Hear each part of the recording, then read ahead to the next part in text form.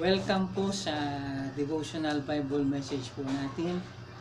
Salamat po sa mga nagsasubscribe sa aking pong YouTube channel, sa mga nagsishare. God bless this ministry.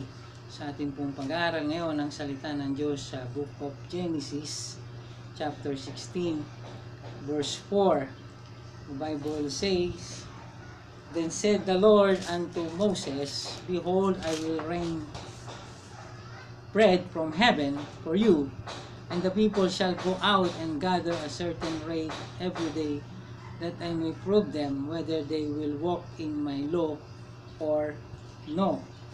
Verse 11, "And the Lord spake unto Moses, saying, I have heard the murmurings of the children of Israel. Speak unto them, saying, At even ye shall eat flesh, and in the morning ye shall filled with bread, and ye shall know that I am the Lord your God." And it came to pass that at even the quails came up, and covered the camp, and in the morning the dew lay round about the host. Verse 31, "And the house of Israel called the name thereof manna, and it was like coriander seed, white, and the taste of it was like wafers made with honey." Mga minamahal, ito po ay kasaysayan ng Israel sa wilderness, kung saan po sila ay naglalakad papunta po dun sa promised land. Ito po yung Canaan. Bagamat dumating po ang panahon na sila po ay nagugutom, nagrereklamo na sila, nagmumurmur na sila sa Panginoon, nagugutom sila, at nakita ito ng Panginoon, at sila ay nagrereklamo.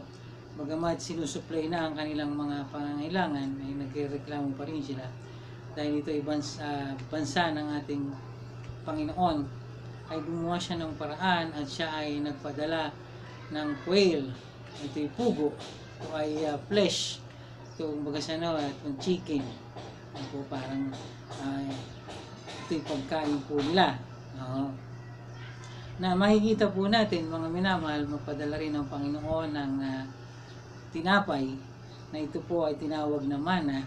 Ito po ay coriander seed na white na po, na ang lasa po ay wafer. Mga minamahal, ang ating Panginoon ay patuloy na nagpo-provide ng pangangailangan ng bansang Israel, na kahit sila po ay nagmumurmur ng panahon na yon, ay andun pa rin ang awat habag ng Panginoon sa bansang Israel. Nag-imagine niyo po, libre na po ang tinapay, hindi na sila nag-bake, libre na yung bakery doon. Mayroon na doon parang inasal na talagang luto na, okay, na binigay ng Panginoon. Ito ay ibon, no, na inihaw nila, niluto nila, okay, ano pang araw-araw nilang kinain, at sila ay medyo nagsawa din. Makikita po natin na ang Diyos ay nagpo-provide ng pangailangan, bagamat tinatanong niya, ito bang talaga ay mga susunod dahil lang ba sa pagkain? Pero po ay sumusunod sa kalooban ng Panginoon.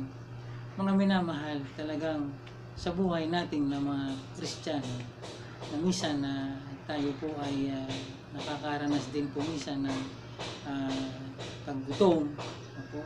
Higit sa lahat sa gawain, hindi naman po lahat ay nakakatulong, hindi naman po lahat may kakayahan na tumulong sa ministry. Pero salamat sa mga mananampalataya na nakakaunawa po sa pangangailangan ng manggagawa ng Diyos. At salamat din sa mga tao na nagtutulong-tulong ng mga Kristiyano para sa mga pangangailangan sa gawain ng Panginoon. At salamat din sa Panginoon na siya yung nangako na susupply pa rin niya ang ating pangangailangan, bagamat minsan tayo ay nagkukulang po sa Kanya. Pero sigit sa lahat ay pangawakan natin na po yung pangako niya sa atin na He will provide sa ating po mga needs. Basta huwag lang po tayo na titigil po talaga sa paglilingkod po sa Panginoon. Maraming pong salamat. Sa Diyos po ang papurihan. Subscribe po kayo.